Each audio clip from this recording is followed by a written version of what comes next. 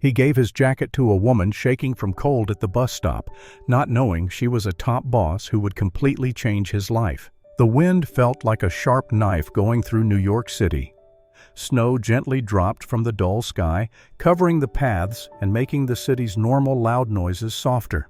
At a mostly empty bus stop under a blinking streetlight, Henry stood bent over in an old, tearing olive coat, holding a used yellow folder close to his chest. Inside were 5 job applications, 5 quiet no's. He breathed out slowly, seeing his breath turn into mist in the chilly night air. He was 46 years old, once a building engineer, a man who lost his wife, a dad, and for now, had no home. This idea felt very heavy on him, like the snow gathering around his feet. The red light of a close pharmacy sign showed 8:41 at night. The bus was behind schedule, and the cold had gone right through his old boots. Then, through the falling snow, a woman showed up. She seemed to be in her 30s, wearing a work skirt and shirt, with no outer coat. Her heels made clicking sounds on the ground. Her wet hair stuck to her face, and her arms were wrapped tightly around her own body. She stopped under the same shelter, breathing fast, her hands shaking. Henry tried not to look closely, but her presence was strong, clean, tidy, yet clearly in pain from the sharp cold. She rubbed her bare hands together, but it did nothing to warm them. He looked away, thinking, just another night, just another bus that goes nowhere. But then the wind made a loud sound. She quickly moved inward, and Henry looked at her again. His jacket wasn't much, but it was something. He could have kept it, stayed quiet, been like everyone else. But he didn't. Without saying a word, he took off the coat. The cold bit him hard. He stepped towards her and held it out. Surprised, she said, "You don't have to do that." Henry gave her a tired smile. "I've already lost enough today. This coat, it's the only thing I have left to give." She paused. "But you need it more than I do." Still, he gently put it over her shoulders. "Not tonight," he said. The warmth surprised her. It smelled of clean soap, maybe coffee, a feeling of comfort. She pulled it closer without meaning to. "Thank you," she said softly. He nodded, folding his arms to stay warm. They stood silently as the snow fell around them. After a short time, she turned to him. "What's your name?" "Henry." "I'm Claire." "Nice to meet you, Claire." She looked at him. "You shouldn't have given me your jacket." He smiled a little. "Maybe not, but I couldn't just let you freeze." The low sound of a bus broke the quiet. Headlights cut through the snow as it drove up. Claire moved towards it, then turned back. "Do you have a place to go?" Henry shrugged. "Somewhere," he said, not explaining that it was the back seat of an old, rusty truck behind a storage building. She reached into her bag and gave him a card. "In case you ever need anything," she said. He took it, putting it into his folder without looking. He didn't expect to use it. People said things like that all the time. Most didn't mean it. Claire stepped onto the bus, looked back one more time, the coat wrapped around her like protective clothing. Henry watched until the bus disappeared into the snow. Alone again, he stood shaking, not just from the cold, but from something else. Something small, quiet, strong. He looked up at the sky, then down at the empty street. "Maybe tomorrow," he whispered, then turned and walked into the night. Henry walked slowly through the quiet back roads, the snow making crunching sounds under his worn shoes. There was no need to hurry, no one was waiting for him, no lights were on in a window, just the cold, familiar feeling of his truck parked behind an old storage building at the edge of the city. He reached it just after 9 p.m. The old '98 Chevy truck was rusty, its heater had stopped working long ago. Inside the front seat was a collection of blankets, a pillow tucked in the corner, and a lunchbox beneath the dashboard. He climbed in, shut the door, and sat in silence. From the glove box, he pulled out a small metal tin and opened it. Inside was a faded photo, his wife Lily smiling brightly, and their son Noah, about 7 years old, with a slightly crooked smile. "Good night, Lily," Henry whispered. "Good night, Noah." He leaned back, eyes on the ceiling, letting memories fill his mind. He had once been Henry Miles, a building engineer. He built things: schools, homes, hospitals. He had a wife who taught young children, who laughed often, even when life was hard. Their son had her laugh, full of joy and natural. They weren't rich, but they were happy. Then the sickness came. By the time they found it, it was already very serious. Lily was gone in 9 months. Henry left his job to take care of her. After that, everything started to fall apart. Bills grew high, savings went away. He sold the house, moving with Noah into smaller and smaller places until there was nothing left but the truck. Still, he tried to keep his son safe. He turned the back seat into a spaceship, canned soup into adventures, and a parking lot into their backyard. Every morning he walked Noah to school, cleanly shaven and with his shirt tucked in. "Why do you still cut your hair?" a shelter worker had once asked. Henry smiled. "Because my son needs to believe things can get better, and I need to look like I believe that too." He worked any jobs he could find, moving furniture, fixing water pipes on roofs, sweeping dirt at building sites. It wasn't enough, but it kept them together until last autumn. A social worker stepped in. She said it wasn't safe. She said Noah needed a steady place to live. Henry didn't argue. He knew they were right. Through watery eyes, he signed the papers, hugged his son, and promised, "Just for now, I'll come back for you." Since then, every day had been a struggle. He sent job applications, stood in lines at job fairs, took notes at free classes, and studied rules at the library. He was making a plan, slowly, quietly. Tonight had made that plan feel further away than ever. Still sitting in his cold truck, rubbing his arms for warmth, he thought of Claire, the woman at the bus stop. How cold she'd looked, how surprised when he offered his coat. He didn't know why he'd done it. Maybe because she reminded him of Lily. Or maybe he just needed to feel like he could still do something good, that he was still the man who gave more than he took. Outside, the snow kept falling. Henry pulled a blanket over himself, leaned against the cold window, and shut his eyes. He didn't have much, but he still had himself, and for now, that would have to be enough. Claire stepped into the fancy entrance hall of her apartment building, the warmth inside wrapping around her like a soft blanket. The doorman greeted her with a polite nod, but she hardly noticed him. Her heels made soft, clicking sounds on the marble floor as she walked to the elevator, still wrapped tightly in the jacket the stranger had given her. She hadn't planned to take it. In fact, she had tried to say no, but the man, Henry, he'd said, had insisted with a look in his eyes that made any further argument quiet. The jacket hung loosely on her, too big and worn thin, but it was warmer than anything she had worn in years. She stepped into her top-floor apartment on the 28th floor and was immediately met by quiet. No television, no music, no laughter, just the soft sound of modern machines and the far-off loud sound of winter wind through thick glass windows. Claire dropped her bag on the entrance table and slowly took off the jacket. She was about to put it aside when her fingers touched something in the inside pocket. Curious, she reached in and pulled out a folded piece of paper. It was old, creased at the edges, marked with fingerprints and the passing of time. She opened it carefully. It was a child's drawing made with crayons. 2 simple stick figures stood holding hands under a tilted sun. One was marked Dad, the other Me. A small heart floated between them. At the bottom, in shaky handwriting, were the words, "I love you, Daddy. Noah." Claire stood still. She stared at the drawing, the words becoming blurry before her eyes. A shaking went through her, and she dropped onto the edge of her sofa, the jacket still in one hand, the picture in the other. Her throat felt tight. Noah. The name stayed in her mind like a sharp point. The way Henry had held the folder, the tiredness in his eyes, the heavy sound in his voice. It all made sense now. This wasn't just a man who had given her his coat. This was a father who still carried a piece of his child close to his heart. A father who had nothing, yet still chose to give. She looked around her apartment. The place was perfectly clean. High ceilings, fancy furniture, glass walls. Not a single photo frame or personal item. A space made for winning, not for comfort. Claire folded the drawing gently and placed it on her lap. Then, Without thinking, she pulled the coat close and hugged it tightly to her chest. It still smelled faintly of something known, maybe laundry soap, maybe a memory. And suddenly, without warning, tears filled her eyes.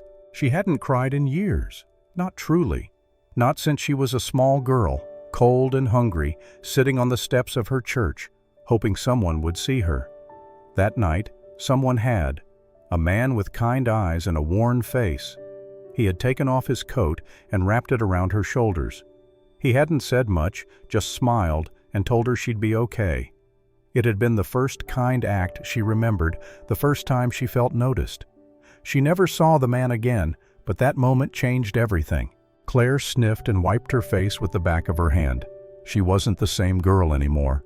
She had fought her way out of the foster care system, worked through college using scholarships and pure strong will, building Infinity Group from one simple app idea into one of the most important tech companies on the East Coast. She had earned every dollar, every award. But somewhere along the way, she had forgotten what it meant to need, what it meant to give. Tonight, a stranger made her remember. She looked again at the drawing, at the shaky little heart between the stick figures, then at the coat in her arms. Too big, too old, but full of deep meaning. And for the first time in a very long time, Claire Langston cried. Not because she was broken, but because something inside her had been gently, beautifully opened up. The next morning, Claire sat at her desk, a cup of untouched coffee getting cold beside her. The city buildings stretched endlessly beyond the very large windows of her office, but her eyes were fixed on the crumpled drawing in her hand. The edges were worn now from being opened and closed again, as if she were trying to remember every mark of crayon. She had barely slept, playing back the night before, the way Henry had offered his only coat without stopping to think, the quiet respect in his voice, the sadness behind his tired smile. Something about him stayed with her, not just the kindness, but the sorrow he tried so hard to hide. She reached into the top drawer of her desk and pulled out a small silver bell. Moments later, her assistant, Rachel, stepped in. "Yes, Miss Langston?" Rachel asked. "I need you to help me find someone," Claire said, her tone calm but strong. Rachel blinked. "Of course. Who?" Claire paused for a tiny moment. "His name is Henry. I don't have a last name. He was at the 56th and Madison bus stop last night around 8:30. He gave me his jacket. I want to find him." Rachel looked surprised, but she nodded. "I'll see what I can do," Claire added. "And Rachel, this stays private between us." Over the next few days, Claire's orders were carried out with quiet speed. Her team, used to finding hard-to-find programmers and executives taken from other companies, now used their skills to put together the life of a man who lived in the shadows. They got traffic camera videos from the closest crossings. Henry's shape appeared briefly, blurry, and wrapped in his jacket. They traced the bus routes that stopped in that area around the time Claire got on. Compared with entry records, they narrowed down a few possible riders. None of them matched company information systems. Finally, Rachel returned with a thin folder. "His name is Henry Miles," she said. "He used to be a building engineer. No recent work records. I found some internet posts asking about job openings. He listed a phone number linked to a pay-as-you-go phone, no steady home address." Claire flipped through the pages. A copy of an old driver's license picture, a LinkedIn profile frozen in time, a scan of a building license that had ended long ago. No arrest records, no bad stories, just nothing. Claire closed the folder. The quiet in the room felt heavy. "Where is he now?" she asked. Rachel moved a little. "One of our people saw him yesterday near the south end of the Bronx. There's an old pickup truck parked behind a storage building. He's been seen coming and going, sleeping in it." Claire stood. "I want to go there." Rachel paused. "Claire, are you sure? We could arrange for someone to talk to him or bring him here." "No," Claire quickly said. "This isn't a work meeting. It's personal." Rachel said nothing, but her eyes became softer.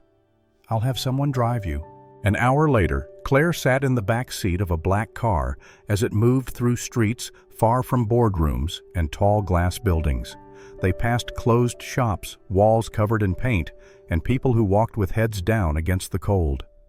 The driver stopped near the storage building. Claire saw it right away. The old Chevy tucked into the dark snow piled up around its tires. It looked like it hadn't moved in days. She stepped out into the cold. The air smelled like old metal and wet cement.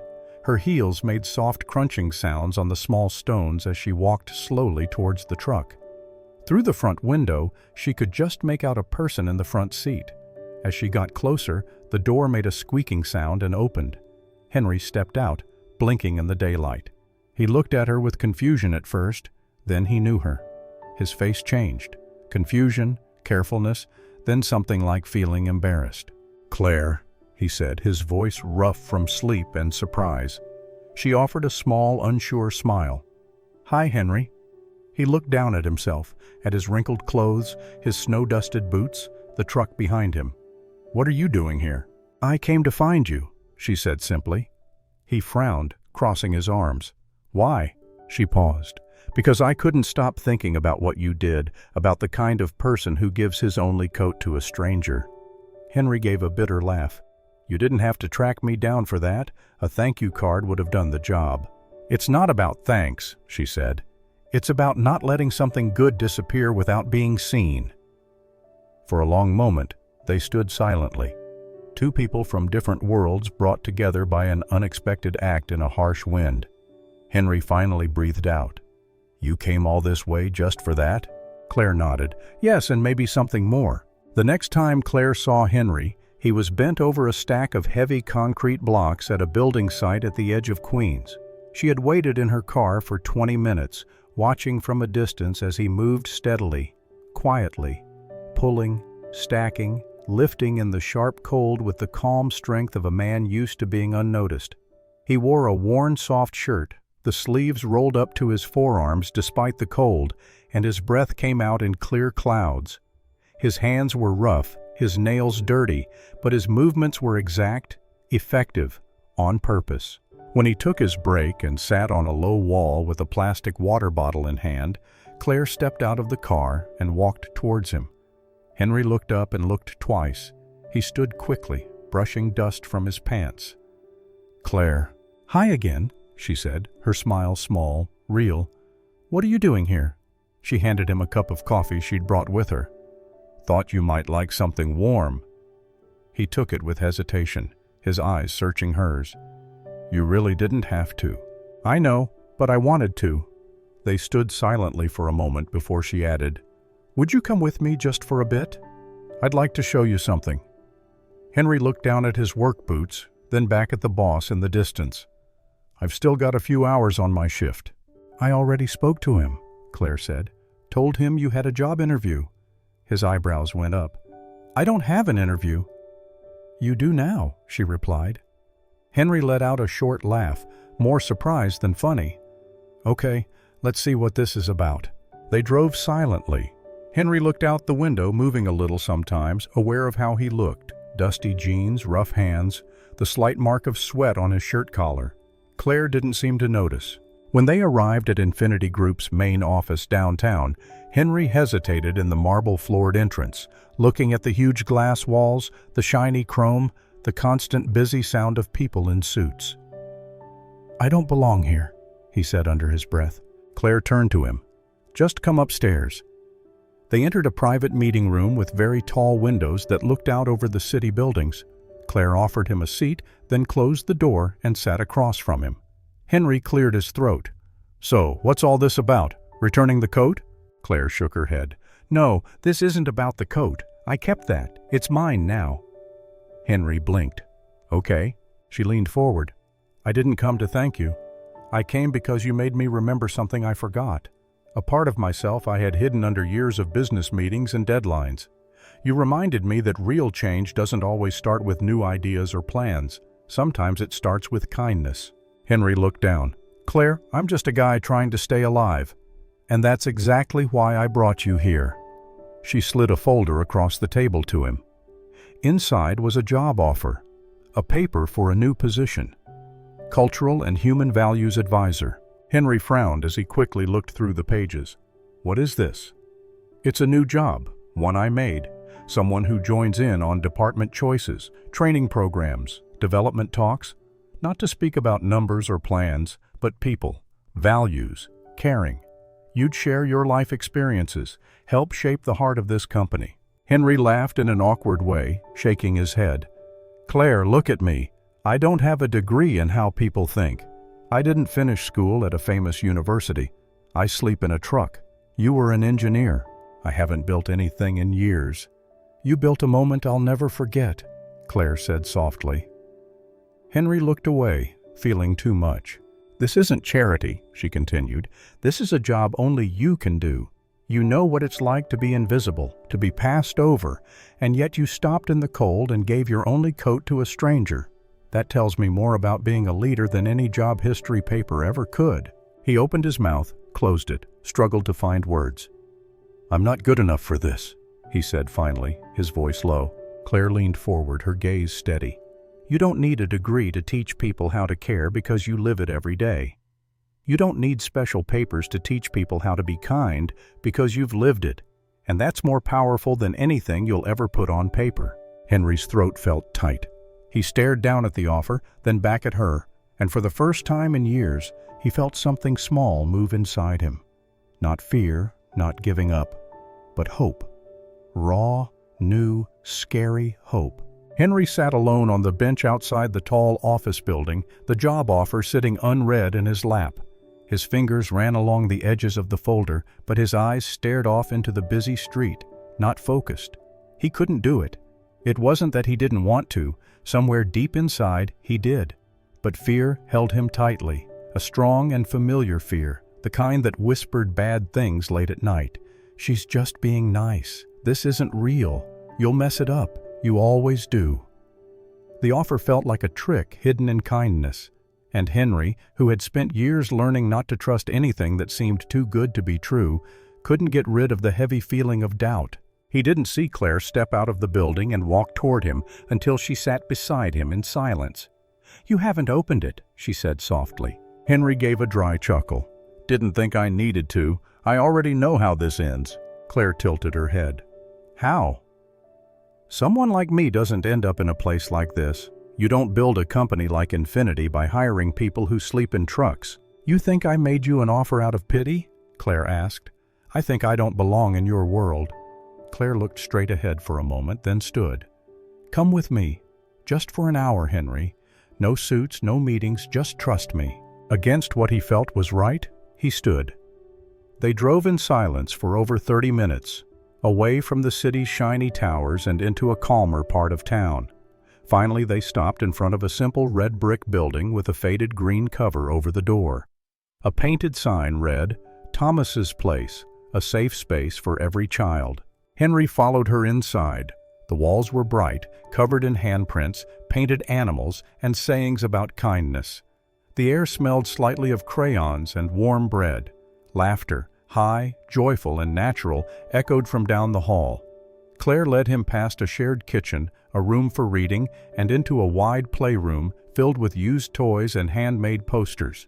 Kids of all ages were spread across the floor, building puzzles, reading, playing. This place, Claire said quietly, was named after the man who saved me. Henry looked at her. I grew up in foster homes, moved around a lot. Some were kind, some weren't. One night, I ran away. It was extremely cold. I was 12. I curled up outside a church, just waiting for morning. She paused. Her voice became softer. He found me, an old man named Thomas. He gave me his coat, sat with me all night, didn't ask questions, just stayed. Henry didn't speak. He couldn't. I never saw him again, Claire continued. But that moment, it was like someone reached into the darkness and said, You matter. I built this place because of him. She turned to face Henry completely. And last week, someone else gave me a coat. Didn't know who I was. Didn't ask for anything. Just gave. Henry swallowed hard. You remind me of him, she said. Not because of what you gave me, but because of who you are. They stood silently, surrounded by the sounds of life and laughter. Henry's eyes moved across the room at the children playing, a helper tying a shoelace, a young boy reading aloud with too much energy. It felt warm, real. Claire touched his arm gently. "I don't need you to fit in a boardroom, Henry. I need you to remind people of this, of what it means to care." Henry didn't answer, not with words. His eyes were wet now. He looked down, trying to blink them away, but they came anyway, quiet, open tears, and then he nodded, not for the job, not for the money or the title, but because, for the first time in years, he felt it. He was still needed, still useful, still a person. Henry stood still in the middle of a room full of happiness and laughter. A single tear rolled down his worn face, not from sadness, but from the deep relief of understanding he still mattered. Henry's first day at Infinity Group didn't start with a big celebration. There was no welcome party, no news release, just a quiet meeting in a small glass-walled room on the 5th floor with a few doubtful department leaders and a pile of small notes. Claire had introduced him simply. "This is Henry Miles. He's here to help us build something more important than just making money." The looks from the others were polite but unsure. But Henry didn't pull back. He began by sharing his story, not the sad version, not the kind that gets headlines, just honest parts. What it felt like to lose everything. To wake up in a freezing truck. To walk into job interviews knowing your shoes had holes. To choose kindness anyway. At first, they listened with careful interest. By the end of that first week, they were leaning forward to hear more. Henry had a way of speaking that didn't preach or put on a show. He asked questions that made people stop and think. When was the last time you truly looked someone in the eye? Do you know the name of the cleaner who cleans this floor? What would you do if you saw someone crying in the break room? He didn't come in with charts or facts. He came in with understanding. Slowly, a change began. One by one, employees started looking for him. First, the new workers, then junior programmers, then department leaders. Some came to talk about stress, others about feeling tired from too much work. A few came just to sit quietly during lunch. Henry listened, and when he spoke, he didn't give answers. He gave different ways of seeing things. "You're not broken," he once told a young programmer who admitted he hadn't slept in 3 days. "You're just tired. Being tired doesn't mean you're weak. It means you've cared for too long without someone caring back." That sentence ended up stuck to office doors, printed on cups, and used in all company emails. Claire watched it all happen from her corner office. She saw how talks in the break room changed, how laughter came back, how work output went up, not because of pressure, but because people felt seen. It wasn't long before Henry had an official space of his own, small, comfortable, filled with plants, used books, and a coffee maker that never seemed to be empty. Outside of work, life began to be rebuilt in quiet, important ways. With Claire's help and a small housing amount from the company, Henry was able to make a first payment on a simple one-bedroom house at the edge of Brooklyn. It wasn't much, but it had a front porch, a small garden area, and walls that didn't shake in the wind. More importantly, it had room for Noah. Now, in his first year at a local university, Noah had moved back in with his father. Their first dinner in the new house was simple, pasta and garlic bread, but Henry would remember it for the rest of his life. "You kept your promise," Noah had said that night, tearing up. Henry hadn't answered. He couldn't, not with words. But the look in his eyes said everything. As for Claire, she and Henry saw each other nearly every day. At first it was about work. Meetings, plans, working together. Then, without trying, it became more. They started eating lunch together, then walking to the subway together. Weekend coffees turned into evenings spent watching old movies, talking about everything and nothing. It wasn't dramatic. It wasn't fast. It just happened. They were two people who had spent years putting shields around themselves, only to find comfort in the quiet company of someone who didn't ask for anything but just being there. One late afternoon, as they stood on the roof of the building, watching the sun set behind the city view, Claire said softly, "You've changed this place, Henry." He chuckled lightly. "No, I just reminded them what they already knew." She looked at him. "And reminded me, too." Henry had just finished a class on being strong when a young man stayed behind after everyone else had left. He looked no older than 22, thin, pale, his eyes surrounded by dark circles from not sleeping. "I just wanted to say something," he said, his voice shaking. Last month I was going to quit. Everything. Life, I mean. I was done. But then I heard you speak, and it stopped me." Henry stood still, his heart beating fast. "You said something about how people don't need to be fixed. They just need to be heard. No one had ever said that to me before. It felt like someone finally saw me." The young man swallowed hard. "If it weren't for you, I don't think I'd be here." Henry's chest felt tight. He stepped forward and placed a hand on the young man's shoulder. "I'm really glad you are." After the young man left, Henry sat down in his chair, the room suddenly quiet, the words repeating in his mind. He had once wondered if he'd ever matter again. Now he had his answer. The large open area of Infinity Group had never looked like this before. Gone were the signs of quarterly successes and product launches. In their place hung soft white drapes, strings of warm lights, and a very big sign that read in fancy letters, "One Kindness Day." Employees stood side by side, dressed in their best clothes, not for business, but for something far more important. On the middle stage, Claire Langston stepped up to the speaking stand, her eyes looking across the room. "This day isn't about numbers," she began. "It's about moments." The room became quiet. "A year ago I was standing at a bus stop in the freezing cold, alone, tired, and more lost than I knew. And then a man whom I had never met did something no one else had that night. He gave me his coat." A soft sound of understanding moved through the crowd. Claire smiled gently. "It was old, worn, but it was everything because it reminded me that kindness, real kindness, doesn't wait until it's easy. It shows up when the world least expects it."